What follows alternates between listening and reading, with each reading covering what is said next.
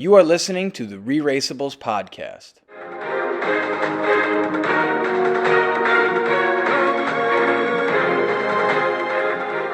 Welcome back to the ReRACEables Podcast.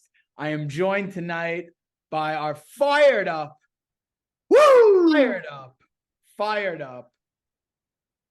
podcasters here, Josh and Nicole. Welcome in, everyone. Thank you. How's it going? A lot of moving parts in episode 6 here of season 35, but this episode is about one thing and one thing only, and that would be the U-turn. We haven't seen a U-turn since season 32, and it had a new look. We had a vote. They're taking a page out of Survivor here, a blind vote, casting the vote at the beginning of the episode. There's much to break down. Josh, you're shaking your head. You look like you have some thoughts. Why don't you get it off your chest here and let everyone know? You have glasses. You have glasses. You've taken the glasses off. The U-turn was that frustrating to you. Why?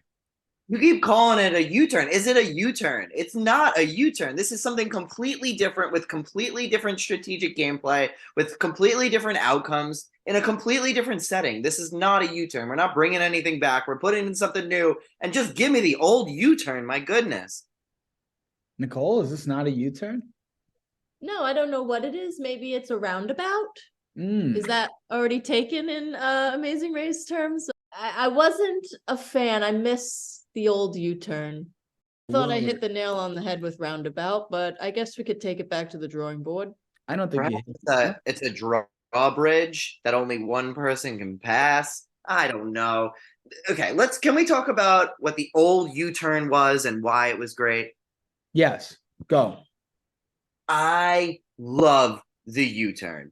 The U-turn is a moment in the middle of the race while you're racing that you have to stop and think about, who are you going to give a disadvantage to? Who are you going to hurt? And who are you going to possibly form an enemy with? And we've seen this. We've talked about this.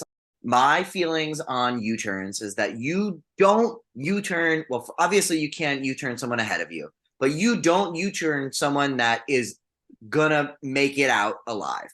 Because then it only puts them back a few steps, and then they come at you with vengeance, and you've wasted the U-turn.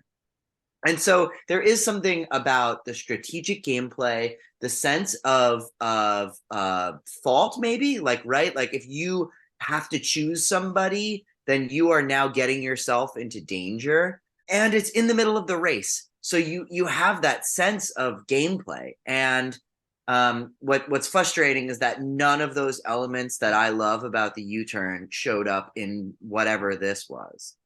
Right. So this U-turn is a predetermined vote before the leg, not in the middle of the leg. It's everybody gets to cast a vote versus only one team who gets to the U-turn and says, you know what? Yes, we're going to use this, or it hasn't been used yet, so we're going to use it, gets to use it. And there's the dramatic moment where the next team, who's behind the already using the U-turn team, gets to the U-turn, sees they've been U-turned, has to stop and go back and do the other task. And they see who U-turned them. And that is such an important factor in what the U-turn is. It's that risk. If you're in first place, do you want everybody to know that you U-turn this person? Do you want to start a fight? Do you want to start that beef? You know what? With this, we're just going to get rid of that. We're just going to make it a blind vote. No one's going to know who does this. It's not going to matter. We're all going to vote. We're just going to give up any power we have, get rid of any sort of drama. It's stupid. It's stupid. Get rid of this. I don't want to see it again. I agree completely, although I have to say I did enjoy seeing that Milena and Andrea out-of-towners deliberately lied to them, right to Annalie's face, and then you cut to the edit where she's like, they'll find out on TV. That was fantastic. I love how she acknowledged that only will they find out on television. Yep. Let's start with the mystery of this U-turn blind vote versus the one team. Josh, you talked about how you love like the one team gets revealed that you made the U-turn and you have to deal with the consequences versus this one's blind. It's a mystery. Nobody knows who did it. And it's, you got the most votes. The most people don't like you.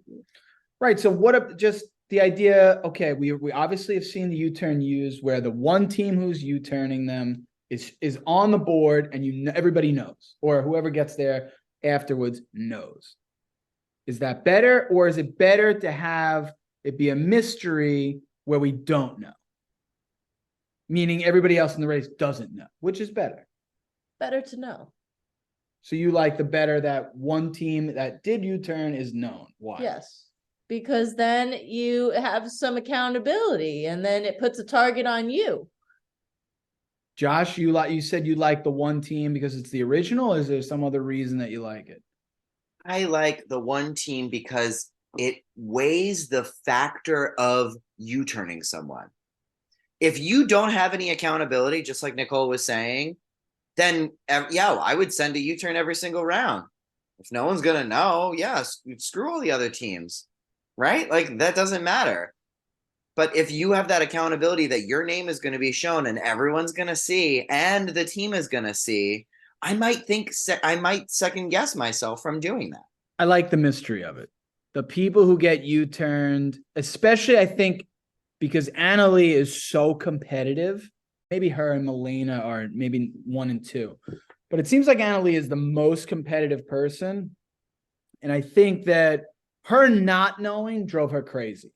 And she was going to find out and she was going to poke, she was going to prod. And you saw it at the roadblock that she was going to go after. And we were going to get that scene. And it paid off with her interrogating. And maybe like some of the people like Corey is too nice or Garrett is too nice. But thankfully, shout out Philly, Milena, for giving us that other angle that I am so happy. And this is a big reason why I'm voting mystery is better than the one team in this sense, because I think the right team got U-turn and the right team decided not to just say it and spill the beans and actually lie, be deceiving. And that played. Because imagine if Milena of Team Philly doesn't say that, then it totally falls even flatter than it could have really been looked at. Right. But because she says it, it gives it a little bit more of an oomph. So with the old U-turn, we had one team that was able to use it. We saw the one team. It wasn't a mystery, but the one team gets to use it. In this version, we get all the teams. All the teams ultimately get somewhat of a say, at least 1/9, into who gets U-turned. Better or worse? One team gets to use the U-turn, or all 9 teams are part of the U-turn? I'm torn. I think the first way is more exciting because it's whoever gets to it first gets to do it. But for it to be a collective decision, it's much more powerful because then the most people want to put you at a disadvantage. That hurts. So knowing that everybody was able to get you ultimately got a greater sense of the power behind it. Yes. I actually like all teams having a say. I think I get bogged down by it being anonymous. So if there was if you got to the U-turn and had every team, the teams that voted for you with their names right on it, that is exciting. That is something that you are going to be out for vengeance against all of them. That is showing that you can't just make any decision. You can't just be like, "Ooh, I hate you guys. Like, you're not coming to my birthday party." You are actually standing up to their faces and not hiding behind a screen. As it was happening at the very beginning of the episode, I was really trying to think about how they were going to do this and how there would be other ways of actually allowing all the teams to participate. Because if you do it in the middle of the leg, how do all 9 teams participate? And I guess that's kind of why they had to do it at the beginning of the leg. But then you can't have it done at the beginning of the leg and have it be done strategically. I might disagree on that. How so? I think strategy is a completely different level now. Whereas if you came in 5th place, you might not be wanting to knock somebody, but if you're in 6th or 7th, you're definitely trying to knock somebody who's behind you, right? You're trying to U-turn them. In this case, you could swing for the fences. Yeah, we don't like we on the ReRACeables podcast love Steve and Anna Lee, but if they're in first place, this is your chance to knock them down. And do I agree with it? We can talk about strategy in a second, but there's also that sense of you're in second place. You're in second place. You're about to run this race. Who do you want to knock off the most? The team in first place. You don't care about that team in the back of the pack. You want first place. Goodbye, knock them out. And that's an easy vote. Maybe if you're in third place too, you're trying to knock out the top guns. It's a completely different game, especially when it's anonymous. But there is a sense of strategy that I think is more based in rankings, prior rankings, than it is based in survival, which we can also talk about. But that's maybe one of my reasons why I don't love this version of it, because it is more a sense of future play versus gameplay. And I think that The Amazing Race is so powerful because of gameplay. And there is so many in the moments that is what I enjoy about the show. So you're saying that because it was in the beginning, it allowed teams to think about who the strongest team was and try to knock them back. Yeah, you could never do that if you were in 5th place. Even if you're in 2nd place, you can't knock off that first place team. Do I like it? Personally, no. But is that a different type of strategy and a different move? Yes. And that's why I don't think it should be called a U-turn and it should be something else. So we're in on the beginning. We like that. It's a different play. And do I like it more than the old U-turn? No. It does have a different impact on the game. I agree. I like that it was at the beginning. I think the filming of it and the cinematography of it was a little kind of dull as a way of starting it. It was kind of just didn't hit me the right way. But I do like the idea of the U-turn and this vote at the beginning. Visually, it could have been more appealing, but then again, they are in the middle of a big city street of India, so they had to work with what they got, and it was fitting for the atmosphere that they were in. Okay, can we talk about the next part of it? Anonymous is what they chose, that you ultimately take your U-turn picture, and it's almost like a Plinko chip, and The Price is Right, and you're sliding it into your slot of who you want to vote for, versus the old U-turn where it was public. Big picture for who you want to U-turn, little picture of who's doing the U-turning. So what's better, it being public and everyone knows, or it being anonymous like we saw in this episode? Public. We talked about this before. The ownership of it adds to it, adds to the drama. I felt like Anna Lee, when she was waiting for her dad outside talking to the other teams, in that moment, she was reminding me of Sifu after the vote of last week's episode of Survivor, where he just had to get to the bottom of who wrote my name. And she had to know who put us down. TribalCouncilBlog.com. Check out all the Survivor blogs there. I obviously would rather it be public. I was thinking something that might be a little tangential, but I was thinking about there is something about being on the bottom that gives you equal say as if you're on the top, right? If everyone's anonymous. Absolutely. But what's not fair is that if you're on the top, you've automatically got a target on your back. So this actually isn't anonymous, because if Rob and Corey were in first place, there's a good chance everybody would vote them out too. And I thought it was very interesting how there were only 2 teams that got votes. I would have thought that it would have been more disparity, but and that's where I think anonymous vote is more authentic, right? Because if nothing else, you could lie. I just feel like it allowed people to just kind of vote how they really wanted to. At least that one aspect was a good thing. I just think that it hurt the people on top. I think that it automatically put because you're only really basing off of what standing you're in. Where are you? And maybe you don't like people, which is maybe why Robin and Chelsea got a bunch of votes, because they rub people the wrong way. But I think ultimately you were gunning for the people at the top, and you were going to gun for them. Also easily went gunning for the people that were on the bottom, which is probably what they could have, should have done, but they didn't. Because of why? Because it's anonymous, because you're voting before the race, because it's not in the middle of the race, and you don't actually really know. But to your point, that's what Todd and Ashley were saying. They were saying, why would we vote for the people at the top? We wouldn't. That's stupid. You were an hour and a half ahead of us. Why would we vote for you? Because that's the classic way to use a U-turn. Yeah. You vote out Robin and Chelsea, the people at the back. And you know what?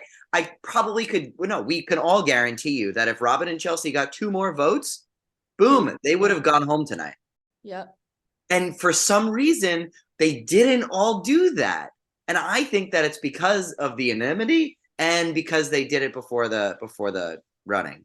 At the beginning of the leg vote, allowed teams to think about more than just don't finish last. And ultimately, that's stupid. To be fair, I mean, it'd have been pretty nice to win a trip for two to New Zealand. I mean, that's a $10, $12, $15, $20,000 value right there. It was a good prize. I mean, you want to win first. So I think there is a value there, right? But maybe it's more short-sighted. I think we could all agree than don't finish last. Completely short-sighted. Can I just say this, though, to go back? Let's take a team who's at the back and knock them out, right? That's our always kind of my theory. Definitely, yes. I just want to point out that Robin and Chelsea were starting in 7th place, not in last place. So people voting for them tells a different story. So all of those votes were totally because they hated them. And that would also make sense for Todd and Ashley because they do hate them. If you have the U-turn vote at the beginning and you're playing the don't finish last and you're playing the knock the team back. Yep. Morgan and Lena. What? Goodbye. Easy done. Then you won the money. Morgan and Lena. That's easy money. That's easy money. Easy 8th place. And let me add this to this. Robin and Chelsea were 35 minutes in front of Morgan and Lena. And that's what I'm saying is if you can guarantee yourself in the top 8, why wouldn't you do that? Right? Because as soon as you try knocking out that person at the top, that's actually knocking you lower. Come on, guys. Last thing here with the U-turn. Josh, you're a scenic designer. Yes. We see the visual of the U-turn vote, and it's this plywood-looking slide board with another piece of plywood on top of it. Price is Right, Plinko game, but you can't see where the sliding vote goes in. I mean, overall, I think it looked a little cheap. I think it looked a little. It looked very cheap. We also have to talk about how to get this board to India. It might have been actually better to have Indian people build it than it would be to manufacture it in the United States and ship it and then plan it and plop it up. I did have some issues that it didn't feel on brand with Amazing Race.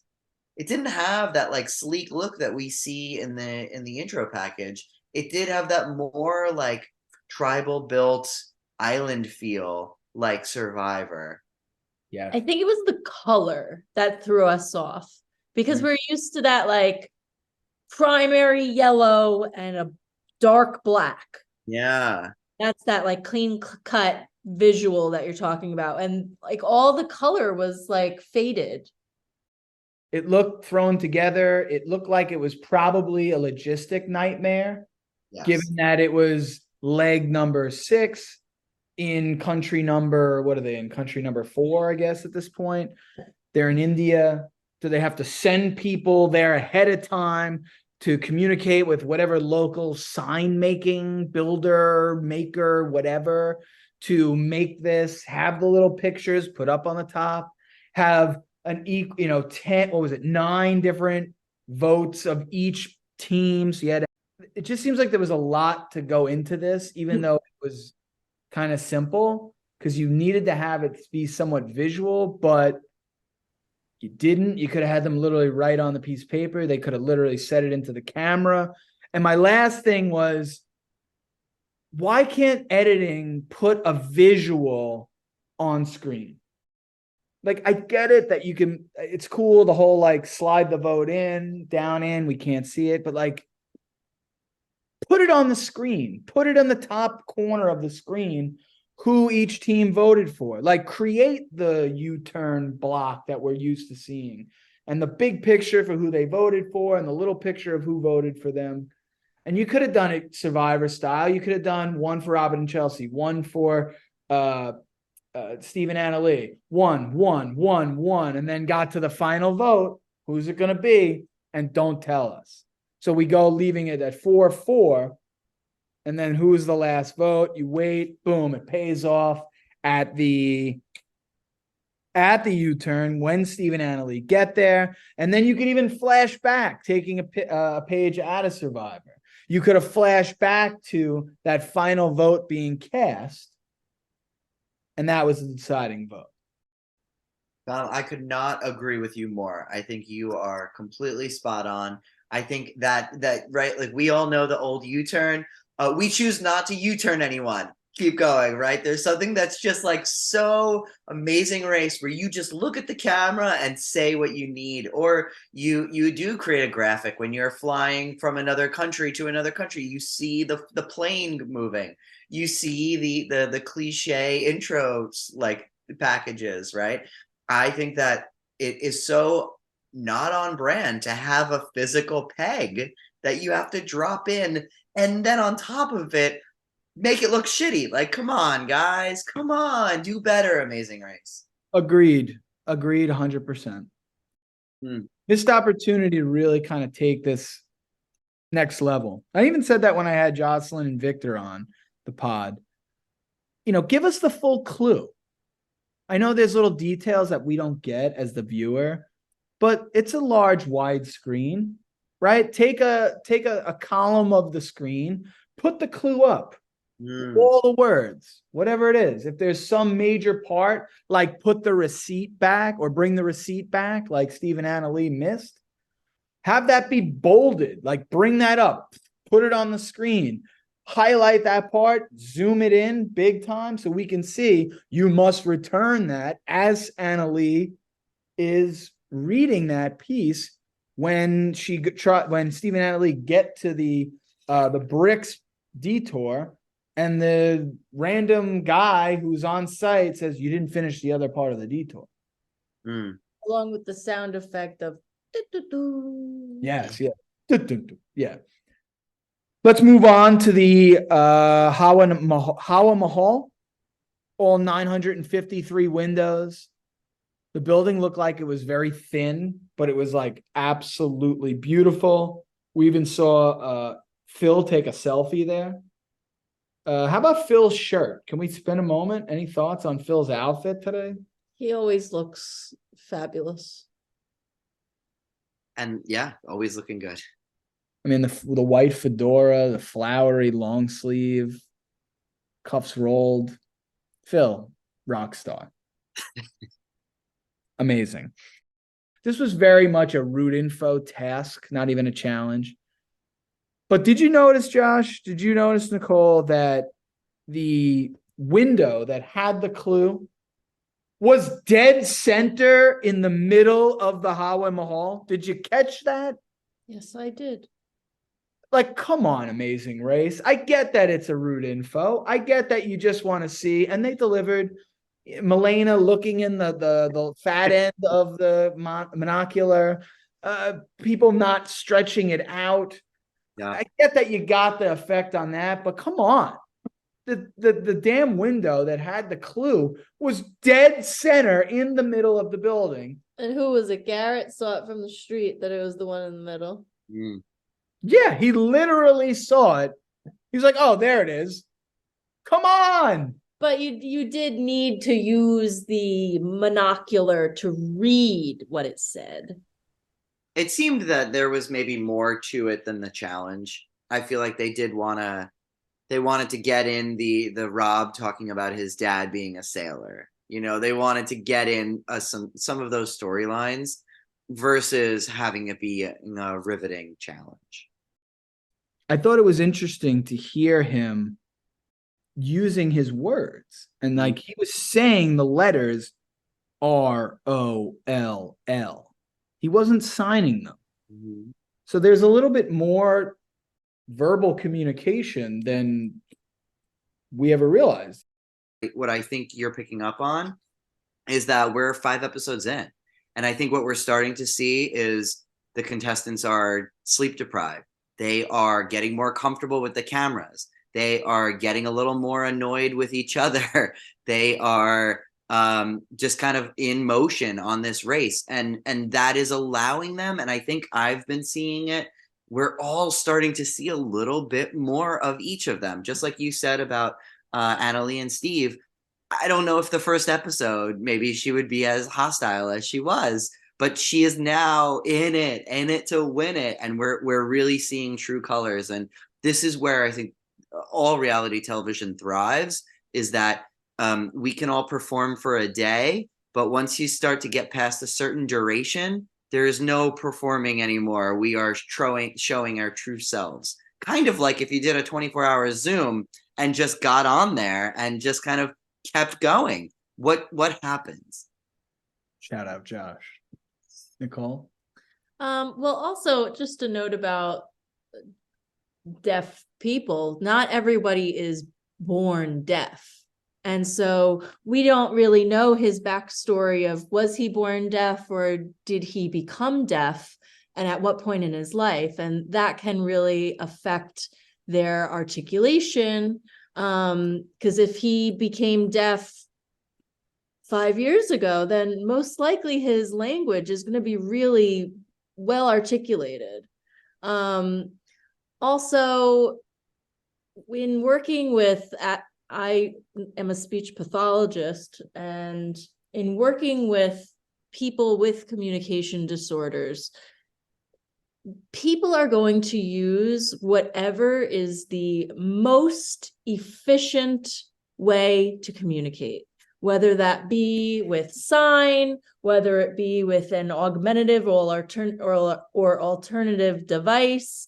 I see with my students, in the heat of the moment, they're using whatever comes quickest to them. And so in the heat of the challenge, it just so happened that in this circumstance, his verbal speech was the most efficient to call out to Corey so that Corey could write it down.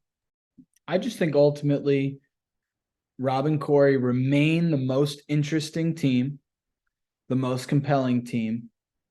Yeah. And I can't wait to have them on the ReRACEables podcast to get a little more information on and understand them. And hopefully they're around for a little bit longer in the race. A lot bit longer for some of you out there. I'm personally rooting for it. Oh, I am absolutely rooting for them. So hopefully they're around for a lot bit longer, and maybe we can learn little bits more as they keep going. Because again, most compelling team, you agree? Definitely. Josh? Absolutely. Yeah, well, that's where this is all rooted out of, without a doubt. To add to, Rob is the oldest player still in the game. Oh no, I guess we have Steve. Yeah, don't forget about me. Okay, never mind. I take that back. Okay, moving on. Another character or another team, or however you want to put it, of this episode was the team of India and rickshaws. Rickshaws was the mode of transportation everywhere on this leg. General thoughts about the rickshaws and what you visually saw, because, you know, Liam and Jeremy, when they got on their rickshaw to begin, they kind of said it was amazing to watch everyday life go by. It's one of the most difficult things. You're trying to rush. You're racing for $1 million. But I love that they acknowledge it, because it helped me as a viewer just say, oh, wait, I'm just going to stop taking notes for a second because I'm not just running a podcast. I'm trying to enjoy the show. And that moment really helped me. Thoughts on rickshaws? I mean, it's a disaster of a mode of transportation. But I did appreciate that some CEO of a rickshaw company in India is prioritizing women. Pink City rickshaws, baby.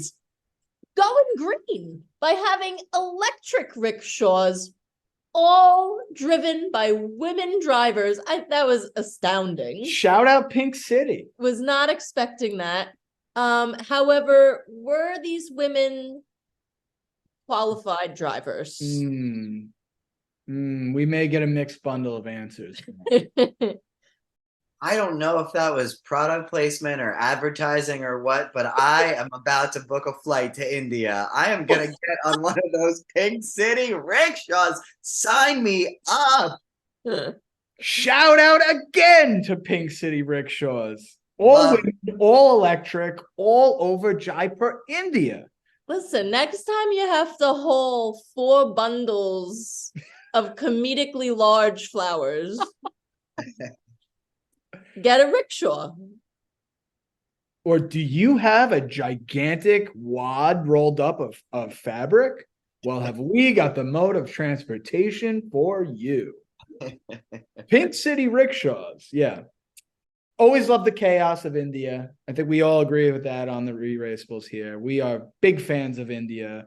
It's not a real season of the Amazing Race unless you go to India. People everywhere, rickshaws everywhere. We started in the rickshaw, I don't even know what you call it, cattle pasture. Like everything is just, you had to literally like move these things. You got drivers just sitting there. You have to find a jigsaw puzzle. Yeah. Of rickshaws.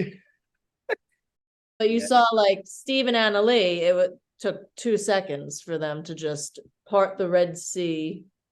Well, with their 57-minute head start, they could do that. Right. But it seemed like the Red Sea stayed parted. And then everybody else got to kind of use theirs. That could have been cameras. That could have been just a reused shot. I don't know. Tell. There was a funny moment where we had Corey on one side of moving the rickshaw and Todd on the other, and they were directly pushing towards each other. Shout out to the camera people getting that. That was a great image. That was absolutely ridiculous. I'm a little upset that they didn't acknowledge it. I know, right? They just kind of went on as if that was normal. It looked like this episode really came down to which rickshaw driver, which Pink City rickshaw you really landed on. And I guess my question is, do we just chalk that up to it's the luck of the draw? I've got to think that there are ways around everything. So I do think that, yes, it is part of the game, and that is a factor. Now, perhaps if I had a very slow rickshaw driver, you're going to try to haggle to pay off another one, or you're going to do the classic, grab somebody who just wants to get on camera, who's going to tell them where to go and put them in your rickshaw with you to tell the driver where to take you.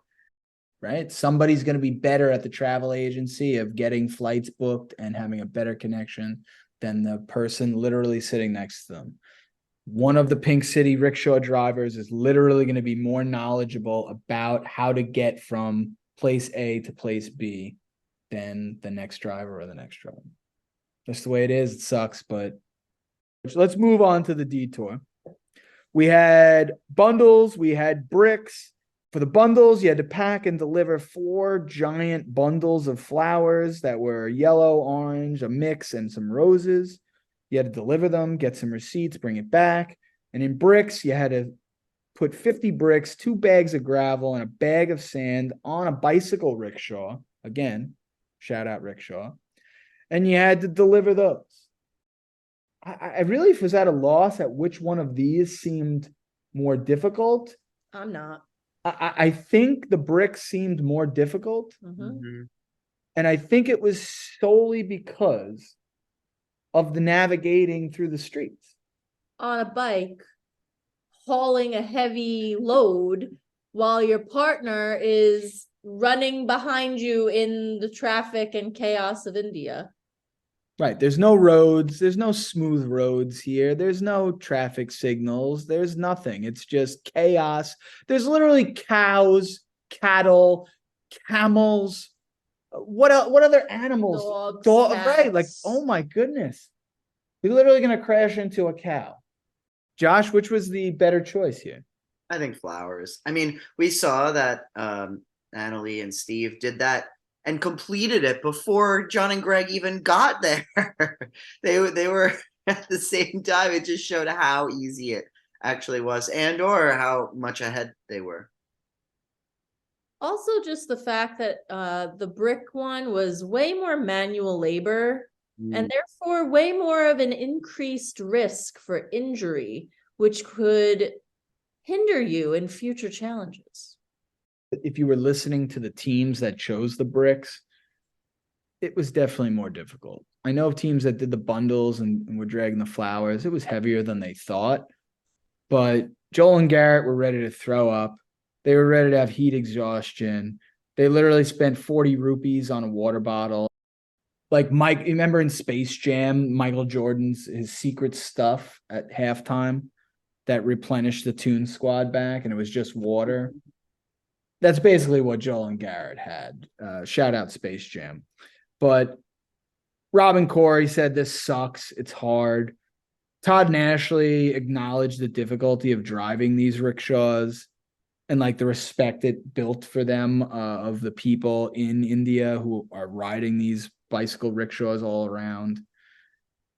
And then, of course, there was Steve and Anna Lee, who were forced to do this as their second detour, who were just panicky, very much down on themselves. So nothing good came out of the bricks. Why do we think that Anna Lee and Steve screwed that up, though? They screwed up the bundles. They didn't read the receipts part. Why did they screw that up? 2 reasons. They didn't read the clue exactly. Read the clue, folks. But what really messed them up was that they got U-turned. Of course. And they didn't realize, they thought that like, oh, we're not going to get the clue right away anyway. And that's why they didn't go to the person to give the receipts. But that's where knowing that you have to complete 2 of them, completing the first one, and then saying, okay, now I have to go complete the second one, you can overlook finishing the first one. Versus in the past, you used to have to complete the first one and then get your clue. And then when you go, you realize you're U-turned and then you go back. You look at it more individually, which is, I think, a little bit of a hindrance on this new format. I don't know if you should find out that you have to go back and do that second challenge before you even start the first challenge. I think it should be the old way, where you have to complete a challenge and then you find out and have to go back. I agree. Moving on to the roadblock. Who likes to play with blocks? You had to take the block printing stamp and create with 4 blocks with 4 different colors, 9 peacocks, and layer each of the colors on top of each other to make this beautiful peacock on the fabric that you brought on the rickshaw. My thought initially was you had to do a little bit of trial and error with it, right? How much paint is too much? How much paint is the right amount? To me, it seemed like throw as many on there as you could and hope for the best. What if your first 9 are perfect? It's not like it takes that much more time for them to come over and look, but I'm done with 9 and you're now doing 20. Have fun. Like, yeah, you waste your time doing those while my first 9 are great. I think it was more so about lining up the image appropriately. I think that's where people got banged with the big red X. Love the red X. I do too, yeah. Love the big red X. Love the expert too. Great expert. It was good. Great expert. Love that he was like lanky and just like that X was like, he was like a Terminator. Yeah. Awesome. I thought initially that Steve, this was not his challenge, but he persevered, his tortoise and the hare approach of, well, I got two. Got to get two more. Got to get two more. Probably was the better choice than Anna Lee, who would have tried to win first place in this event, in this roadblock, and try to get it all back. Where I think Steve's patience and just kind of, shucks, man, I got two, was actually better. So kind of an interesting flip-flop there. And shout out again to Andrea, who I think is making her own case for MVP, who, when adversity hits Team Philly, she is just the rock. And when Melena's, during COVID, her husband cheated on her, I believe. Fiance cheated. Yes, yeah. Andrea's there to be the positive reinforcement. Yeah. Melena's here. She's trying to just stamp out some peacocks. And she's stinking and she's not doing it. And she's out of towner. Can't do it. And there's Andrea, just the ultimate rock in her corner. Really thought that stood out. Last thing, we finally get to the elimination. Liam and Jeremy. I'm crying just as hard as he was at the end. Pretty amazing, guys. Clearly, we're on the race for, I'm going to say, other reasons than winning $1 million. And it seems like they got here for the right reasons. Shout out Bachelor. Here for Shout the out right, Golden here Bachelor. for the right reasons. Josh, you want to take the floor with your number one team going out? I went into this season thinking that we were going to have a pretty even match of physical challenges and mental challenges. And not that none of these challenges have been physical, but I really just don't think this is a difficult physical season. I think this is a very, very, very heavy mental challenge season. And I think that is showing us that a team that is probably the most physically fit out of all of them does not have that leg up in the physical way that I expected them to. I'm going to build off of that. I think part of their demise definitely was the lack of a physical sense. I just didn't see the competitive edge in them. I agree. And I admire them and their story. I think we got a connection with them because of their clear need to connect at this really deep level as brothers. And I think they more than achieved that. But I also think it kind of took away from the $1 million prize and winning the race. It's fascinating when we're doing our power rankings that we have started to look at the interpersonal relationships really strongly, recognizing that everybody is wanting to win. And I think that perhaps I overlooked that sense of desire to win. Whereas I saw Team Philly as like not real, maybe challengers, but we're here to win. We're going to win $1 million. Like I was like, okay, yeah, every team is here to win $1 million. Versus Liam and Jeremy, I was really looking at their connection to each other, and less so their challenge to win. And I thought that was kind of an interesting, maybe next season when we do rankings again, I would be looking at teams differently. Nicole, your number 2 team goes out. Closing thoughts on Liam and Jeremy? I clearly had higher hopes for them initially, but in reality, when I see them, I think this was a fitting time for them to go. Back-to-back weeks, your number 1 team, Joe and Ian out. Now your number 2 team, Liam and Jeremy. We don't have to rub it in. We do, because we're going into the power rankings right now.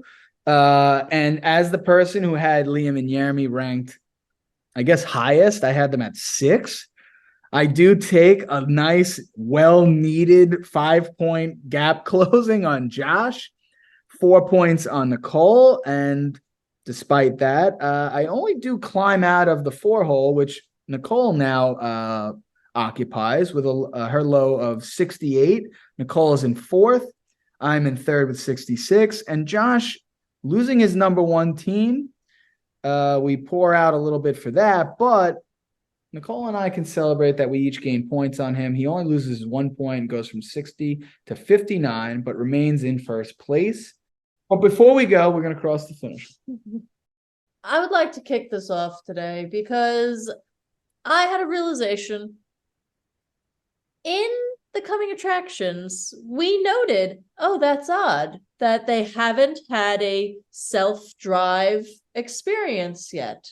However, that is not true, because I remember Corey and Rob and their dynamic with signing him in the back seat, signing, giving directions, and thinking like, wow, how is this going to work?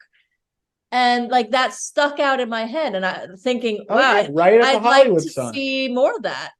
So I would like to see more of that. I just wonder, why did they say that this is the first? Do they mean in a different country? Why did they say that? Perhaps, but if they're wrong, do you demand an apology? Yes, I do, publicly. Yeah, to cross the finish line, Steve and Annalie my heart grows bigger every single week for them, but I seriously cannot understand a damn thing that Steve says. It's getting harder and harder. You need subtitles? I need subtitles for Steve, please. Get me subtitles, somebody. New Yorkers need Southern subtitles. I will cross the finish line and say 2 things. The U-turn vote, I knew would be controversial. I think we could have spent the entire pod talking about it. It was very controversial. But I think that's, at least in our business, a good thing, right? A lot to talk about, a lot to break down here. A lot of notes and feedback to throw at CBS, to throw at the showrunners and the producers over at The Amazing Race. So shout out to them.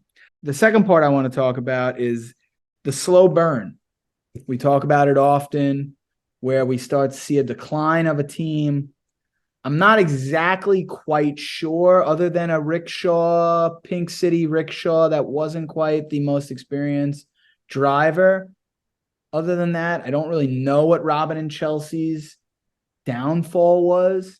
I think we knew when they got that 1st place, they had we thought maybe it was a little bit of being the purple team, but it seems like they're kind of on their decline. Wouldn't be surprised to see them go out.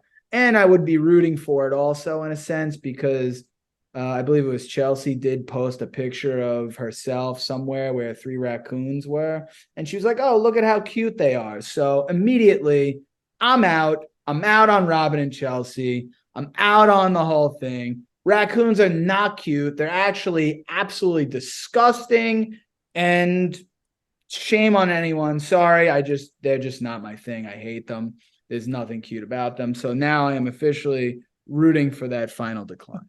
With that, we will say goodbye. Thank you, Nicole. Thank you, Josh, for being here for the ReRACEables podcast here tonight.